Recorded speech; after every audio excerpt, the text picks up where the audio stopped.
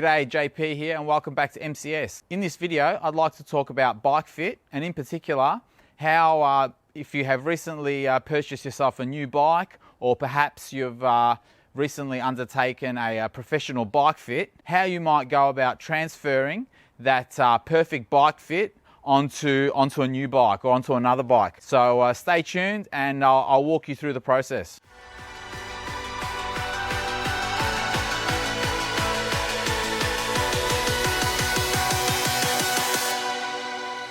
I recently bought myself this new Trekker, and as part of the setup I needed to take my existing fit from my trusty TCR and transfer that across to my to this bike here. So the assumption is you've either already got a bike that has your fit nicely dialed, or perhaps you've just gone and had a bike fit and now you've got more than one bike and you'd like to make sure you set up all your bikes in the same way. Now this is the way that I do it. There's probably a few other ways you can go about doing it, but this is the way that I've managed to get this Trekker exactly how I want it. Now you will need some basic tools. You're going to need a tape measure so you can make all of your accurate measurements. You also need a set of Allen keys. And ideally, you might want to use if you've got one, I strongly recommend you use your torque wrench. The last thing you'll need to complete the operation is a nice flat floor and a nice perpendicular 90-degree wall. Now I'm filming this here in my backyard where the floor is very uneven and this wall here is not very even either, but that's just because I'm outside and the lighting is a little bit better for me to walk you through the process. When I do this properly, I do it in the garage with a proper solid floor and a solid wall, and but unfortunately my man shed is pretty embarrassing and the lighting isn't very good, so I'll just do this out here for the purposes of the demonstration for the video, so we get a bit of luck, so I can share with you some lovely Melbourne autumn weather as well. Now, what else is there? Oh yeah, so if you haven't got yourself a wall, you better start building. Let's get on with the measurements and I'll show you what you need to do. Okay, so first up, grab your reference bike, the bike that has the perfect fit that you'd want to use as the basis for setting up your new bike. And what we're going to do is we're going to take some important measurements here to establish what we're working with so we can transfer that across. Now it's important to remember that not all bikes are the same. For example, the bottom bracket drop can vary between bikes, so the height from the bottom bracket to the ground, it can be different. Similarly, the reach with a sloping top tubes can be a little bit harder to establish that baseline.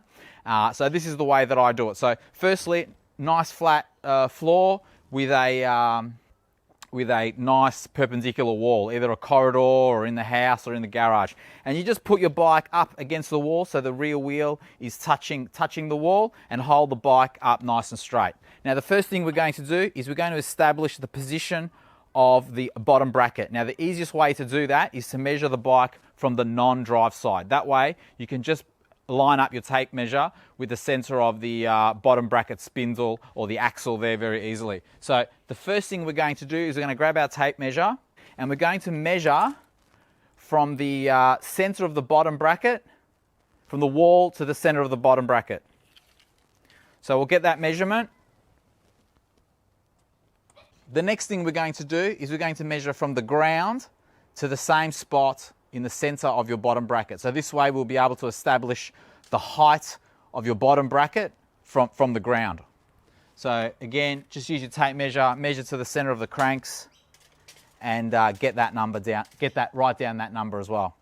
We've got a good reference now for the position of our cranks.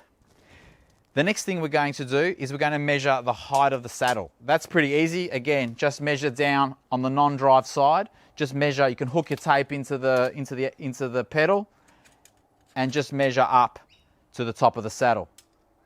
So that's your saddle height from the center of the cranks. And finally, one last measurement that relates to getting the saddle in the right position is we need to make sure we have our saddle positioned properly forward and back. So again, get your tape measure, put it against your wall and measure to the front, to the tip of the saddle or to the nose of the saddle. The next measurement you want is we're going to figure out the reach to the bars, so we get that worked out. So we'll take a couple of measurements here. We'll measure from the nose of the saddle down to the center of the stem. I use the split where the stem bolts go. So that'll give you approximately the reach to your tops. Now, as an optional extra, you might want to figure out the distance from the tip of the saddle to the hoods. Now I put a stick across there, yeah, and I just measure across. The main thing is you're consistent. However you measure this bike, you make sure you measure your new bike, and you can keep switching back and forth to make sure that your measurements are accurate as you work your way through the process. But now we'll take the measurement from the tip of the saddle, as I mentioned, to the center of the stem, and if you like, also to the hoods. So I'll leave you to figure out the best way to do that. The next measurement is the height of the bars. So the height of the bars is pretty simple.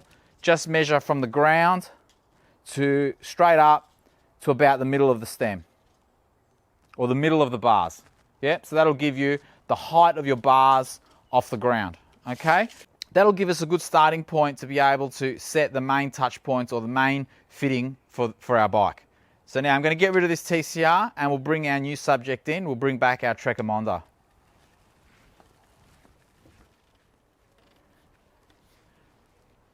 Okay, so here she is. Here's the new girl on the block. Now, the very first thing we're going to do is we're going to set our saddle height.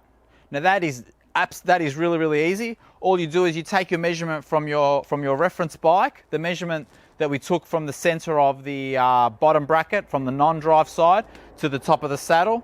So just a reminder, we take our tape measure, we hook it into the pedal, and we set our saddle height. Okay? So once you've set your saddle height to the same number that you've got on your reference bike, just lock off your saddle, and that's done. Now, couple of things to point out here is you could have a different crank length between the two bikes. Now, my TCR has 175 cranks, and this one has 172.5. So I'm going to set my saddle slightly higher. So I've set the saddle on the Emonda 2 millimeters higher than my TCR. There's a few arguments about that one, but that's what works for me. Now that we have our saddle height sorted out, the next thing we need to do is we need to get the forward and back position of the saddle sorted out. Now, that's important that you set that relative to the pedals, to the bottom bracket. Now, you'll remember earlier you measured on your reference bike, you have the measurement from the wall to the center of the cranks, and from the wall to the nose of the saddle. Now, take those two numbers, whatever the difference is, that number will tell you where you need to position your saddle. So that's pretty simple there. So what we do there is, firstly, we measure on our new bike, we measure from the wall to the center of the bottom bracket, and then we measure from the wall to the nose of the saddle, and we adjust our saddle on the rails so that the difference between those two numbers is the same on our reference bike as it is on this bike here. We're making sure that the nose of our saddle relative to the position of the bottom bracket is in the same position across two bikes. And we do that by using the measurements from the wall to the center of the bottom bracket and from the wall to the nose of the saddle. Okay? Now some people will hang a string, and there's a few other ways of doing it, but I find that this is much more reliable. You might switch between two bikes. You might go back and say, how exactly did I measure that? Was it, just be consistent. That's the most important thing. So even here with this bad setup, if I put everything in the same position, I can actually get a good setup. I can mark on this dodgy wall where I'm measuring, and as long as I'm consistent between the two bikes, it doesn't matter if my builder has built this bloody thing straight or not. It'll be the same across two bikes. Okay, so put the forward back position, use that to set your bike on the rails to make sure you have your saddle in the right forward and back position.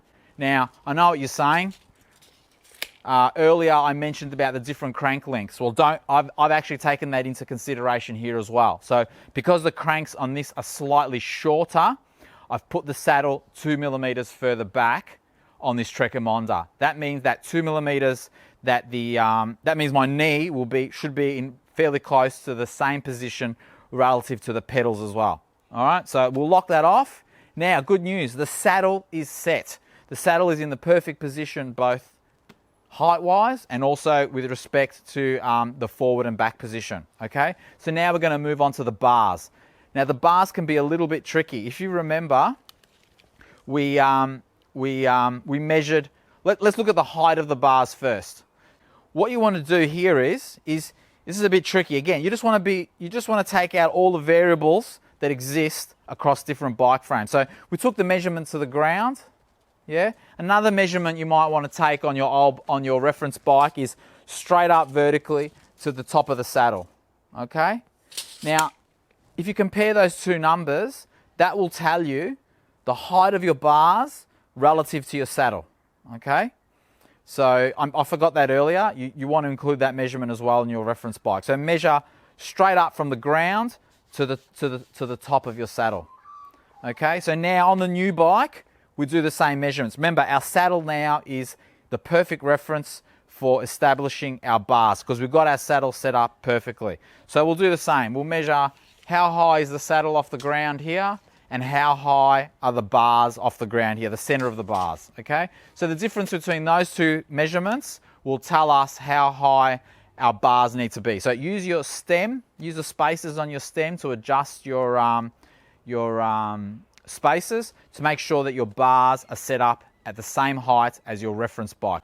Now the next part is we want to make sure we have the right reach. So because we've got our saddle in the right position, we'll just measure, we've got our measurement, we'll compare the measurements we took between our reference bike and our new bike here. We'll measure from the nose of the saddle to the center of the stem, the split in the stem. Just be consistent, okay? So now you'll be able to see if your bars are, you can compare these numbers exactly. They should be equal or thereabouts. You know how your reference bike feels, if it could be a bit longer or a bit shorter or what you need to do. The way you make changes here is a bit more drastic. You need to look at your stem. So you may need to either look at buying yourself a shorter or longer stem. Now that'll get you to the right position on the tops. The remaining measurements on the bars, in particular the reach to the hoods, can be a little bit more complicated than that. The reason for that is different handlebars can have different reach measurements. So the reach is the measurement from the tops out to the hoods. And you might have to change your bars or so forth so that you have a good position on your hoods and out on the tops as well. You can even measure the drops. The different bars have different, reach to the drops. So they're the three main touch points that you want to look at. Again, we just always measure from the nose of the saddle. So that way we know that once we have our saddle set, that's our reference on our new bike. Now, I know that on my TCR, it's got very long reach bars. Now, because I've ridden that bike quite a bit, and this bike here has a slightly shorter reach to the bars. These fortunately also have very similar reach as my TCR, slightly less. I'm talking 5mm less. Now I know by riding the TCR that if I could have my dream setup, I would have the reach to the tops slightly more and perhaps as it is on the hoods or maybe slightly less. So I've just replicated those measurements on this Emonda as best as I can. Now you can start looking at swapping stems and changing the bars, or maybe you've got another set of bars that's more suitable. But the changes here are a bit harder to adjust on the bike without going out and buying some new parts, particularly a stem or maybe some new bars. The new bars is probably a bit more serious, but you're probably going to want to consider a new stem. Now, if you shop around on Facebook Marketplace, there's people selling stems of all different sorts of angles and lengths, and you can pretty easily pick yourself up a bargain there. So that's not a big deal. But that way you'll be able to get that set up as well. Now, what else is there? Nothing. So I think that's pretty much covers off how I've managed to get the Black Beast TCR and this lovely new baby blue Emonda set up perfectly just for me. Now, you might have some different ways of going about this. As always, comment below on your techniques. There might be some better ways of doing this, but I found that this worked quite well for me, and I was very easily able to get both these bikes just feeling just right for me. Now, anyway, that's about all I've got for today. I hope you've enjoyed the video. Thumbs up and subscribe for more content, and I'll see you on the next one. Cheers. Oh yeah, and one other thing.